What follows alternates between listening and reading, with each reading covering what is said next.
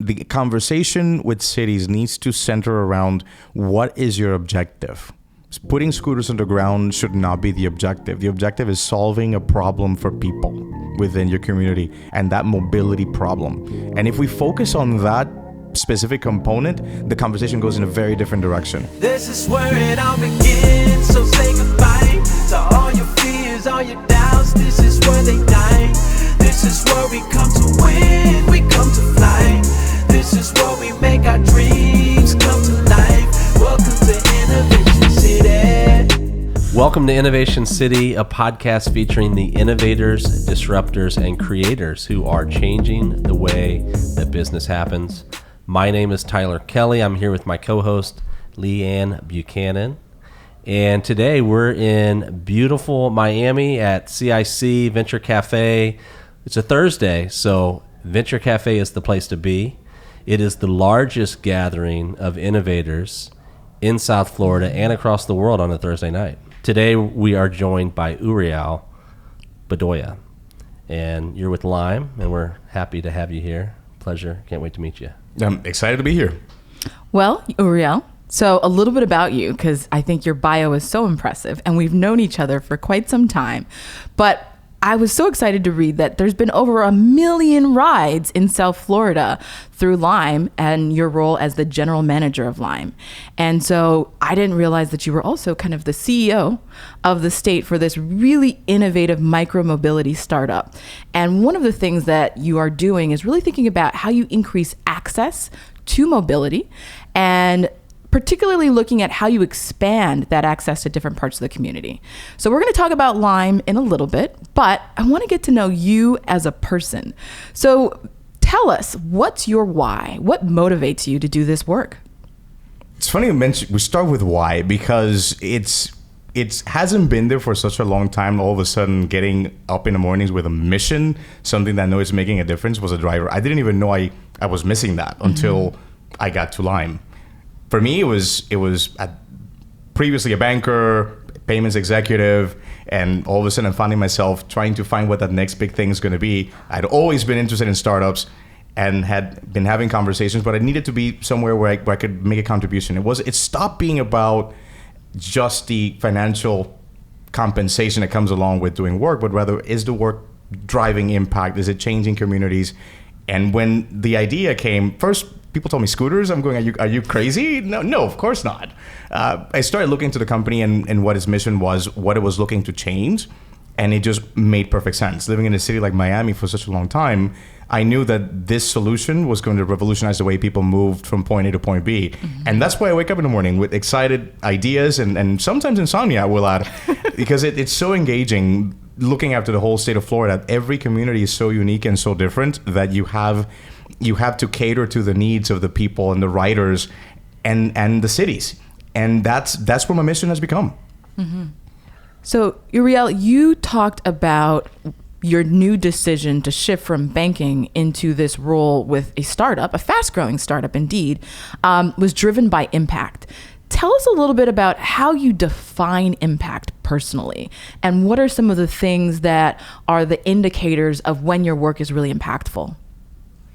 I think things changed for me when I became a dad. Mm-hmm.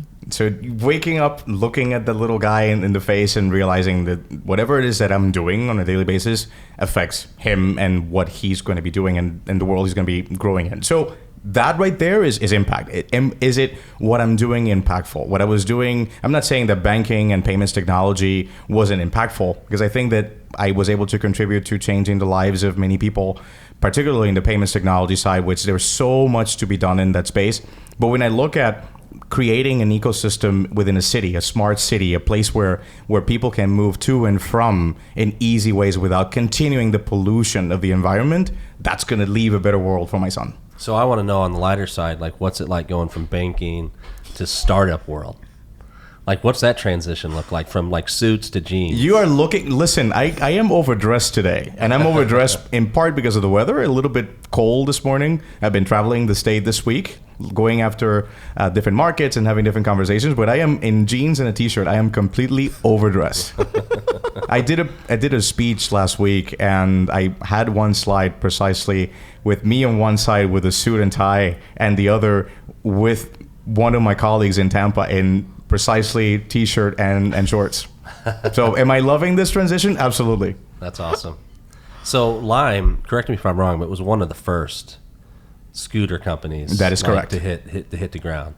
And now, I mean, there's a lot of competition. So how do you manage that? It's been a little bit challenging, I will admit, because we know that our product is solid. We make our scooters in-house, so it's not as if we're going out into the market to pick something off a rack and putting it on the street. We are developing the technology both on the physical scooter as well as in the application to make sure that not only is the product safe, but also it's reliable for users and it's conducive to the operations. And we want to make sure we have a little bit control over that design because it's very important. Other companies have come into the market with products that are solid. I'm not saying that they're not, but their mission is a little different. Their mission is not, I'll give you an example. Part of what we do at Lime is create opportunities for people in the gig economy, because quick question is, how are the scooters charged? When you finish the day, when they've lost their charge, how do they get charged? There are people in our staff who pick them up and charge them in the warehouses, but there are also people in the gig economy that pick up the scooters and charge them on our behalf, and we pay them for that. A lot of companies are not having that impact, and it's been so good for some people that they've been able to, in some cases, supplement their income. In other cases, people have gotten so good at it that they make their entire living off of juicing. That's what we call it, juicing our scooters. So the question about impact, there it is. There's the impact right there. So yes, there is a lot of competition, but we made it a point to remind people of what makes us different, what makes our product, not only the physical scooter different, but also what makes our entire operational excellence different. So I've always wondered like how scooters get placed, where they get placed. Do you think in terms of access in communities that might not have access to transportation? Like, are you actually thinking through that? Like, we want to put 6 scooters in this neighborhood today. Funny that you ask that, because I get that question all the time. We do it in a very strategic way. So we have ways to determine based on the existing flow of riders, where people are coming and going to. So we want to make sure there is product accessible for them. On the other side of that is, who are we not serving? Who are cities not serving well? And it typically tends to be underprivileged communities. Communities of color. It just goes hand in hand. And I'd be a hypocrite being a person of color myself, not looking to get a solution like this accessible to everyone in the community. That's part of our challenge with cities. In particular, there are cities in the state of Florida where we are only allowed in certain districts. So part of the conversation to push the solution forward is getting it accessible to everyone. We want our product to everyone. We have something called Lime Access that allows us to discount the price. People are proving the fact that they are in some form of financial assistance. We discount the price to unlock and the overall pricing down for the scooter use. So that also provides an additional layer of accessibility for people. So I'm curious, you probably engage so much with different municipalities and different parts of government. How is it that you're able to create a win-win scenario for government? Because I always imagine that negotiation process is really nuanced in each city, but you're providing a resource. How are you able to kind of package what that win-win looks like for local government? That is awesome, because it's a great question. Because a lot of people who are not really in the behind the scenes having these conversations, they think that we just place scooters there and go. At the end of the day, is the conversation with cities needs to center around what is your objective. Putting scooters on the ground should not be the objective. The objective is solving a problem for people within your community and that mobility problem. And if we focus on that specific component, the conversation goes in a very different direction. They're part of the challenge, and this is something that all scooter companies face, is cities putting a lot of stringent rules that prevent us from operating. In a way, I don't think that they're looking at it from the angle of it providing a really useful service to the community, rather as something that is just a new technology and has been placed here and we have to deal with it. No, in this particular case, if you start the conversation as to why we're doing it, the why, going back to the why, it makes a tremendous difference, because at that point the city is being heard, they're being seen, and they understand then why we respond the way that we do, addressing those specific desires and needs. And the conversation will shift from one city to another. We have answers for just about every single situation, and we want to make sure the city feels that it's a win for them, but we also need to make sure it's a win for us. We're at a different stage of the company now as a startup, in which we're looking to drive value, but also reaping the benefits of that value. So I often think about the question of why in terms of storytelling, right? The best way to articulate the why or the purpose for a product or a service is a story. So my question to you is, tell us, what's the most compelling story about your work with Lime? What is something that, when you have to think about why do I do this, that keeps you motivated? Well, it's going to be a story that is not based in the US. As you know, we've known each other for a long time. I travel quite a bit, almost rivaling your travel, but we're not going to go there. I was in Paris in early December, and it just turns out that they had a transportation strike. I have been in Paris before with a transportation strike, but I had forgotten how annoying it could be to try to move around the city where there is a really solid infrastructure most of the time to move around with the rail system, both in the regional rail as well as the metro system. It was not working at all. It was a very solid halt to the system. And there it was. I was looking to find a scooter to move around. I couldn't find one for my own use because all of them were being utilized.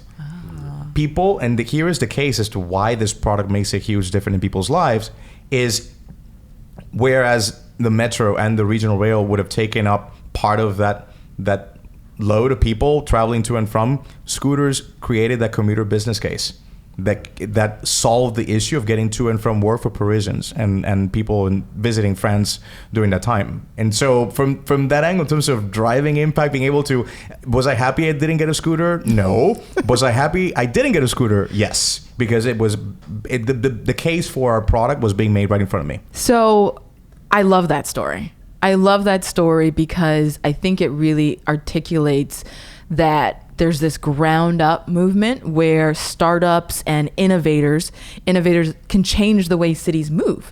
It's not traditionally the infrastructure created by government or kind of private sector.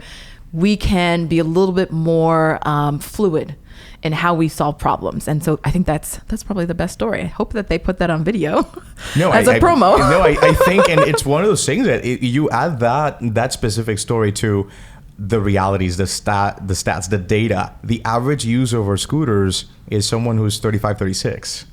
Interesting. People are shocked when they hear this because a lot of people see the product as a novelty, something for tourists, and reality is you just go downtown in most cities that we're operating in, and you will see people in their suits, people in their business attire to and from. You see the business district bustling with people solving their movement issues with scooters. So I think that one of the underlying conversations around this micromobility movement is SDGs, or Sustainable Development Goals, and beginning to think about how do companies like Lime understand the role that they play in terms of sustainability. I'd love for you to talk to us a little bit about kind of what is the framework in terms of Lime's business case and sustainability. There are so many different things to that.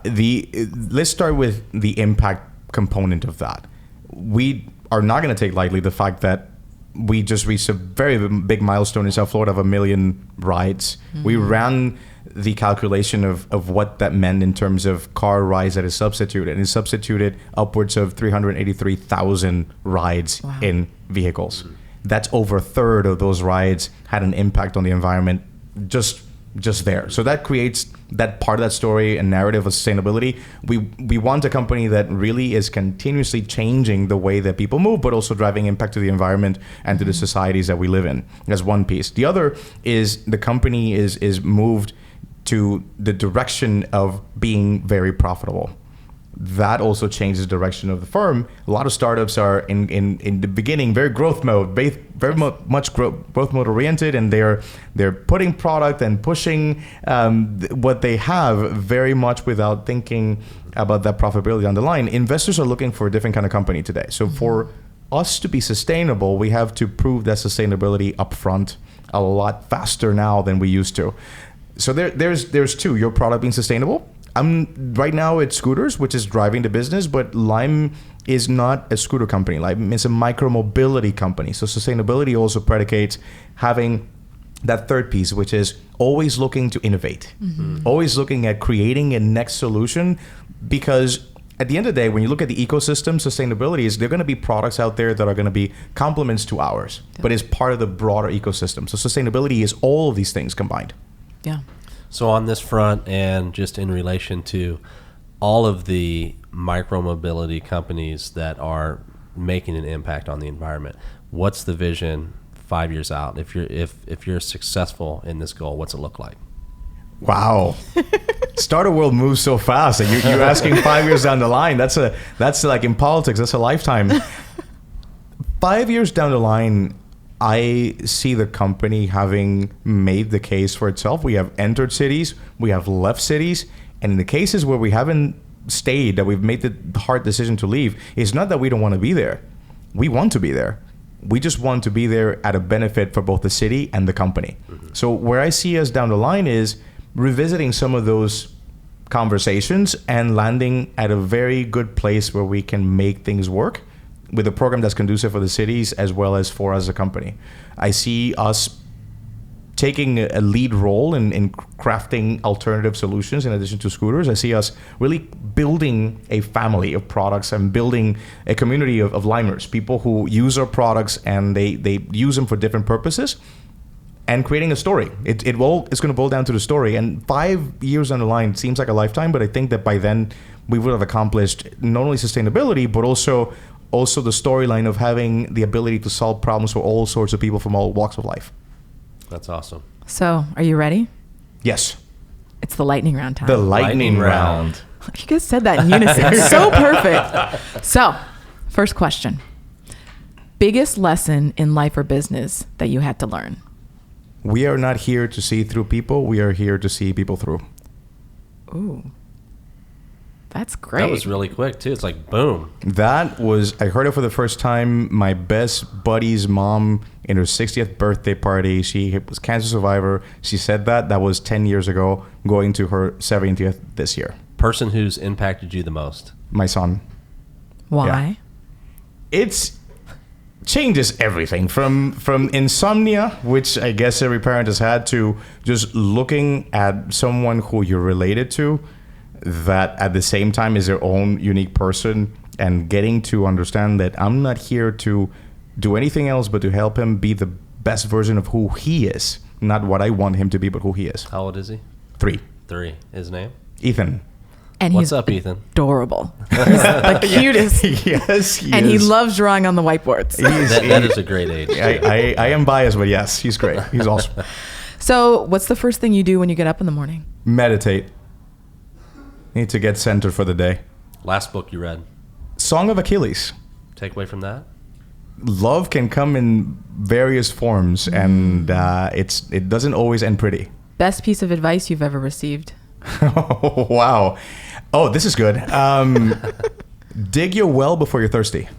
I think I'm going to take that one. Solid. Yeah.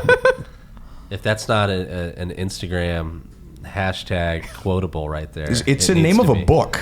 Oh. And that was recommended. I was in a period of transition in my career, and somebody, in full disclosure, I've never read the book, but the title of it gave me everything I needed to know. I think that became a way of operating going forward. All right, so dinner with any person, dead or alive? Elon Musk, hands down. What's one thing that we wouldn't know about you just by looking? I speak 5 languages, and I'm an opera singer. You want to do some opera? No. Favorite opera? Tosca, for sure. Oh, okay. I might not agree with you on that one, but we can talk afterwards. Absolutely. So I always ask people this: what's your superpower? Oh, wow. Wow, that's an interesting one. My superpower. Gotta think about that one. Probably. Don't know. That's an interesting one. I mean, I could probably name many of your superpowers. All right, go ahead. You tell, and then maybe they'll trigger something. Go ahead. So I think your superpower, as an outsider looking in, is that you have a unique ability to get to the center of an issue really, really quickly. You can easily distill information and cut through the BS. And now think about it. It's now you can think about it. It's probably true, and that goes for life and business. When people want an opinion, unbiased but direct and pointed, they call me. So yeah, I would have to agree with that. I know I do. All right. So where can people find you? Obviously, where can they find Lime? Social, web, all the good stuff. All right. So the general website is li.me.